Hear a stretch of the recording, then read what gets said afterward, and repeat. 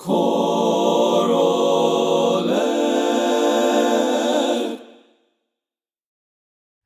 Welcome to episode 18 of ChoralEd. I'm your host, Micah Bland. Thanks so much for watching. Today, our guest speaker is Lizette Ochoa, who has taught at several highly successful middle and high school choral programs in Texas. In this episode, Lizette will be sharing about how we as teachers can better protect our voice from the demands of everyday teaching in the classroom. I hope you enjoy this presentation by Miss Ochoa on a teacher's vocal health. Hi everyone, my name is Lizette Ochoa and I'm the Assistant Choir Director at McAllen High School.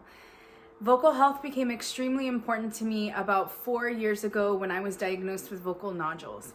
I was devastated with that diagnosis and it has taken me quite a bit of time to heal, but I've learned a lot about my voice and how to protect it. And today, whether you're looking for tips to protect your voice or whether you're going through any kind of a vocal change or a vocal struggle, I just really want to encourage you. I hope things that I share today will be helpful for you in protecting your voice or in healing. So first, I would like to just talk about what to listen for in your voice. The first thing that I noticed in mine was there was a prolonged vocal change.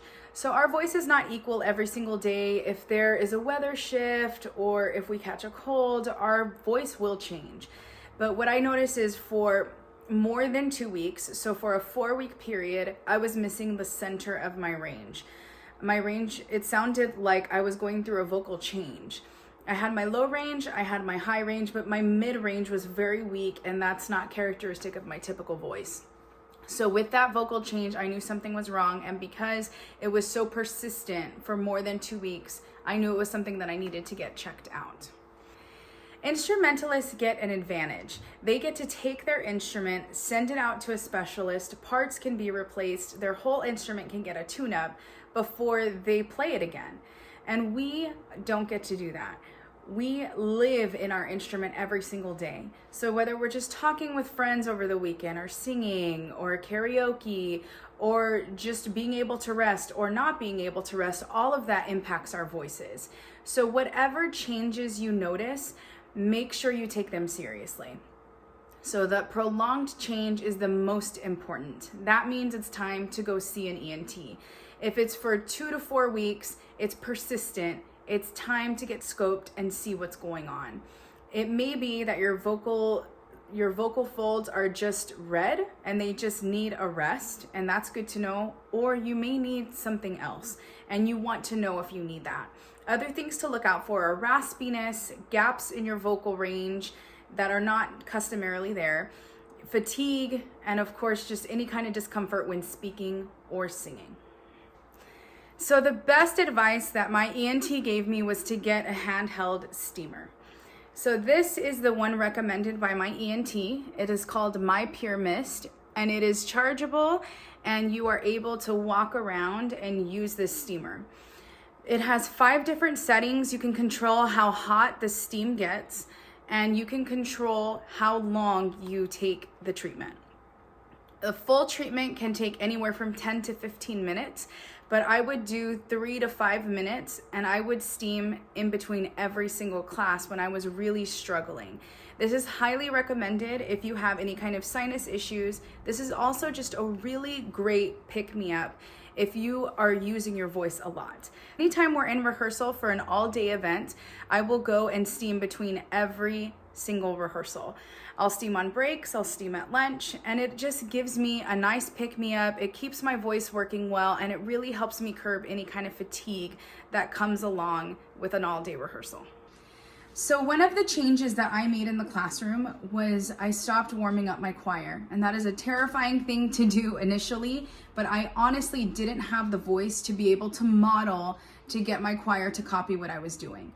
There are some recordings out there called Vocal Connections, and they are by Ruth Whitlock. And these recordings are amazing.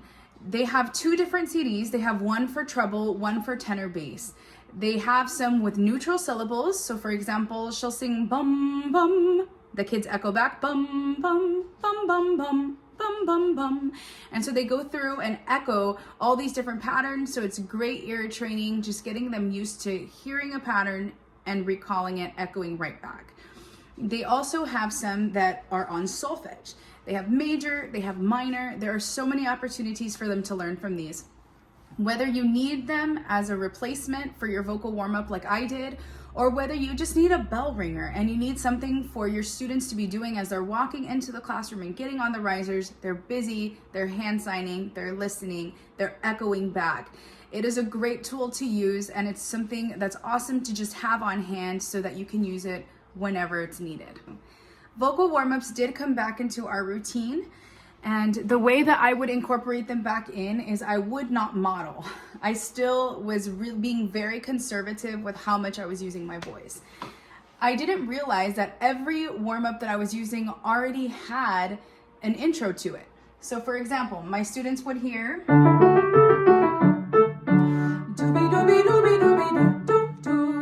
and then we'd etc., etc. So anytime I would play any kind of an intro, they already knew which warm-up it was going to be. I used a planned set of warm-ups, and I did not vary it much during this time. I have like 6 or 7 that I would vary, but they knew those intros, and those were the cues to help them know when to jump in. So if you don't already have the intros into your warm-ups, just play the warm-up one time through. Which warm-up do you think this is, guys? And then they'll get used to hearing, listening for the warm-up, listening for the intro, jumping in without us having to model. And that will be able to save our voice about the first 5 or so minutes at the beginning of class. What really helped me during this time was having my daily plan written on the board. This is something that I had already been doing for years, and I would have the order of tasks that I would do, but not necessarily in a lot of detail. During this time, I got extremely specific. I had the warm-up. I wouldn't necessarily list my warm-ups because the kids would get an oral introduction into which ones were coming. I would have the exact sight reading listed, and I would even list, like, we're going to work on these intervals today or these rhythms. I would have the exact measures written in that we were working on for every single piece. I would get as specific as possible to eliminate me having to say it. I would also pair this with a call. So all of us need some kind of attention getter. You already have one in place, and if you don't, feel free to steal mine. What I use in my classroom is I use a rhythm call. So I'll do ch, ch, ch, ch, ch, and the kids will echo it back to me, ch, ch, ch, ch, ch. And I will vary that rhythm, ch, ch, ch, ch, ch, ch, ch, ch, ch. And I'll use whatever rhythms they're struggling with. Like right now, my choirs are struggling with like dotted quarter followed by an eighth note. So then I will include that in my call, ch, ch, ch, ch, and then they'll echo that back to me. And I'll keep doing it until the whole choir lines up on that rhythm. I would use these as my transitions. So as soon as that warm-up would finish, I would start doing that call, so immediately they have a task to do. And then I'd be pointing to the board of which task we were switching to, and they would look at it, they'd be flipping to that page, they'd give me a 1 if they were ready to move on, they'd give me a 2 if they needed more time. And then once everybody was on a 1, I knew I could stop doing this rhythm, and they knew the first thing we were gonna do was count, because that's what we're gonna do in sight reading. So I would start pulsing my arm, I'd give them a beat, ready, and count, and I wouldn't even need to say that. I would just give a big prep, and they would start counting. And then I'd go over, I'd show them what they started on, they'd start chanting. And I would do as much as I could to do non-verbal cues throughout my rehearsal. What I found doing this was that my students didn't need me to talk as much as I was used to talking. And they were able to sing a whole lot more. I was able to save my voice. As uncomfortable as it made me, I didn't need to use it as much. It was so uncomfortable for so long, and it does take a lot of forethought and planning. But if I can do it, I know anybody can do it. So if you're struggling with vocal fatigue, I really want to encourage you to make sure you have a call in place, make sure you have a detailed plan on the board, and just eliminate the extra talking. Your students can handle it, and you can do it. One of the things my doctor encouraged me to do as well was to lower how loud I needed to speak. So I did use a mic. I had what my students affectionately called my Britney Spears mic, and I would use that, and I would teach with that every single class period on the hardest days. There was a time when I was able to take it off and teach without it, but I did use it for several months and it was a lifesaver. I did need to train myself to speak softer. I didn't need to speak as loud. I didn't need to amplify my voice. I had something helping me do that. That helped the students hear me. I didn't have to move as close to them for them to hear me, because there was a point where my voice was very weak and I wasn't able to speak at a strong volume. So it helped all around.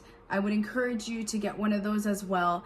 I bought mine on Amazon and I can share the link with you if you are interested, but there are tons of different options depending on how much you'd like to spend on it, and it's something that you may be able to use in your program for soloists or for narrators for another purpose as well. One of the best things that you can do for yourself is have student leaders in place. This is something that has always been helpful when I have done it right at the beginning of the year.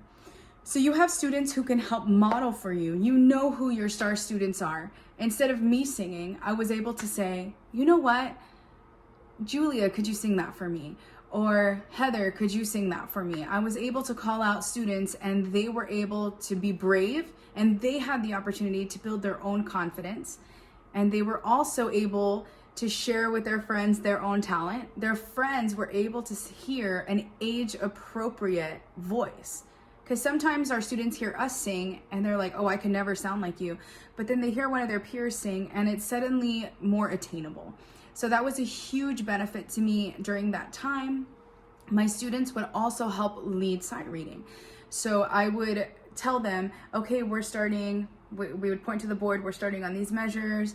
They would help correct. So as soon as we would count through something, instead of me error detecting and telling them what was wrong, I'd point soprano ones, what was the issue? And I'd have these written out on the board. So I would have, in sight reading, for example, my frequent questions are, what was the error? Was it pitch or was it rhythm? What measure did it happen in? And how do we fix it? So they had that guide on the board to be able to say, okay, soprano ones, we messed up in measure such and such, and it was a rhythm error, and this is what we're gonna do to fix it. And so every single group, they were able, this is my signal for huddle up, they were able to huddle up, they were able to error detect themselves, and then they were able to turn around and bring it together without me ever having to necessarily guide that process. If they were truly lost, they didn't know the answer, which was very rare, I was able to go up and only talk to that one group instead of telling every single section what was going on. It saved so much time, and my soprano ones were able to work in their section, or my soprano twos were able to work, and I was able to work only with who needed it and not make the whole class wait. This was a huge learning experience. It's something that I've continued to do to this day. I only help who wasn't aware of the error instead of stopping the whole class and trying to help everybody at the same time. So it's really empowering for students. It's really empowering for us as teachers. We can learn so much from our kids, and we can save our voices. During this time, I also took speech therapy, and I took that once a week. It was during the summertime, so I definitely had the time to do these sessions, and it was very eye-opening. There were several things she brought to my attention. The first one was that when I would sing, I would prep my breath, I would prep my voice, and I would sing, and with a lot of attention to detail. When I was getting ready to speak, I was not giving that same attention. I wasn't breathing to speak, and I wasn't carrying my air all the way through the phrase. So I felt like a child relearning how to talk and just taking deep breaths and carrying my breath all the way through every single consonant to the very end of the phrase.